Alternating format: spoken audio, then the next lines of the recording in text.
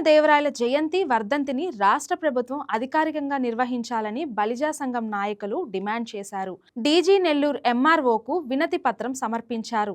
శ్రీకృష్ణదేవరాయల జయంతి మరియు వర్ధంతి వేడుకలను రాష్ట్ర ప్రభుత్వం అధికారికంగా నిర్వహించాలని బలిజా సంఘం నాయకులు కోరారు. ఈ మేరకు జీడీ నెల్లూరు ఎంఆర్ఓ శ్రీనివాసులకు స్థానిక నాయకులు వినతి పత్రం సమర్పించారు.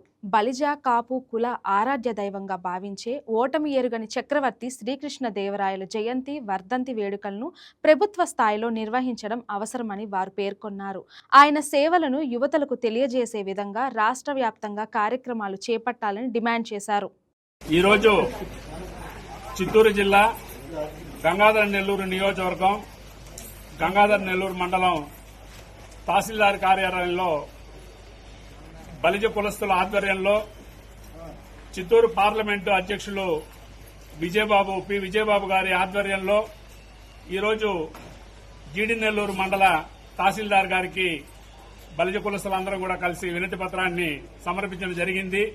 అదేవిధంగా ఈ కార్యక్రమానికి జీడీ నెల్లూరు నియోజకవర్గ కాపు సంఘం అధ్యక్షులు ప్రసాద్ గారు, జాతీయ కాపు సంఘం జాతీయ ప్రచార కార్యదర్శి పి గోపిరాయల్, అదేవిధంగా ఇక్కడ స్థానిక మండల బలిజ కులస్తులందరం కూడా ఈరోజు తహసీల్దార్ గారికి మా అందరి తరఫున వినతి పత్రాన్ని సమర్పించడం జరిగింది. దక్షిణ భారతదేశంలో చక్రవర్తిగా రారాజుగా వెలిగినటువంటి శ్రీకృష్ణదేవరాయల వారి జయంతి వర్ధంతిలను ఈ రాష్ట్ర ప్రభుత్వం అధికారికంగా నిర్వహించాలని చెప్పి డిమాండ్ చేస్తూ తహసీల్దార్ గారికి వినతి పత్రం సమర్పించడం జరిగింది. 2026 జనవరిలో రాష్ట్ర ప్రభుత్వం ఒక జాబితాను రిలీజ్ చేసింది. ఆ జాబితాలో శ్రీకృష్ణదేవరాయల వారి పేరు లేకుండా రాష్ట్ర ప్రభుత్వం ప్రకటించడం బలిజ కాపులకి చాలా నష్టం జరిగింది.